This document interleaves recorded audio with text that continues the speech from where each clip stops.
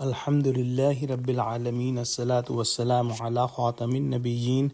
وعلی آلہ وصحبہ اجمعین اما بعد فاعوذ باللہ من الشیطان الرجیم بسم اللہ الرحمن الرحیم قال اللہ تعالی فی سورۃ ہود حتی اذا جاء امرنا وفارت النور قل نحمل فيها من كل زوجين اثنين وأهلك إلا من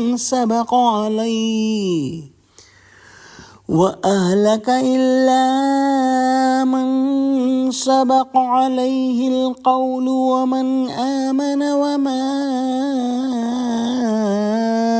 آمن معه قلیل۔ ترجمہ: یہاں تک کہ جب ہمارا حکم آ پہنچا اور تنور جوش مارنے لگا تو ہم نے نوح کو حکم دیا کہ ہر قسم کے جانداروں میں سے جوڑا جوڑا یعنی دو جانور یعنی ایک نر اور ایک مادہ لے لو، اور جس شخص کی نسبت حکم ہو چکا ہے کہ ہلاک ہو جائے گا اس کو چھوڑ کر اپنے گھر والوں کو جو ایمان لایا ہو اس کو کشتی میں سوار کر لو، اور ان کے ساتھ ایمان بہت ہی کم لوگ لائے تھے۔ پچھلی آیت میں ہم نے پڑھا کہ کس طرح سے نوح علیہ السلام کی قوم کے سردار آپ علیہ السلام سے تمسخر کرتے اور ان کا مذاق اڑاتے۔ نوح علیہ السلام کشتی تیار کرتے رہے، ان لوگوں کے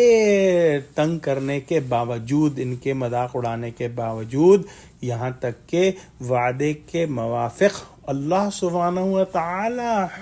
کا حکم پہنچ گیا۔ بادلوں کو حکم ہوا کہ برس پڑے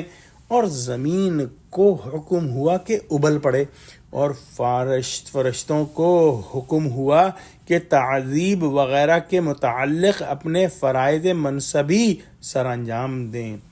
آخر اوپر سے بارش آئی اور نیچے سے زمین کی سطح سے چشموں کی طرح جوش مار کر پانی ابلنے لگا،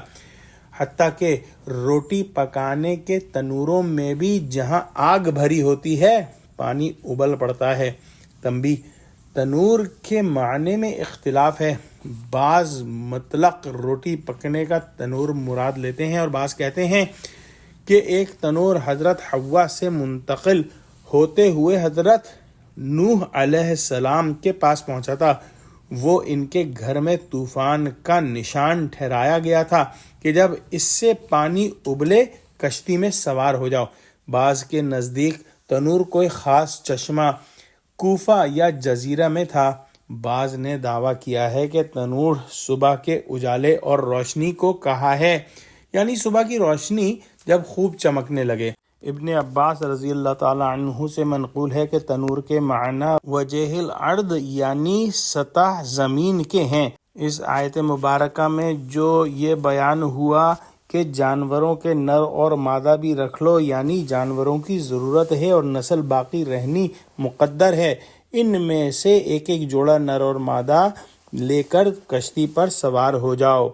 یہ مقدر ہو چکا ہے کہ یہ جو ظالم ہیں یہ غرق کر دیے جائیں گے، اور صرف وہی بچے گا جو کہ ایمان لایا اور حضرت نوح علیہ السلام کے پیرو ہوا۔ حضرت نوح علیہ السلام کا ایک بیٹا جس کا نام کنعان تھا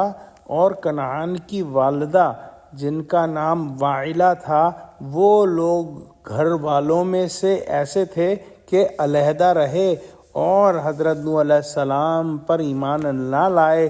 اور غرق کر دیے گئے۔ دعا کرتے ہیں کہ اللہ سبحانہ وتعالی ہم کو قرآن کا فہم عطا فرما، ہم کو سچوں سے جوڑے اور ہم کو صراط مستقیم پر قائم فرما دے، آمین۔ وآخر دعوانا الحمد للہ رب العالمین، والسلام علیکم ورحمۃ اللہ وبرکاتہ۔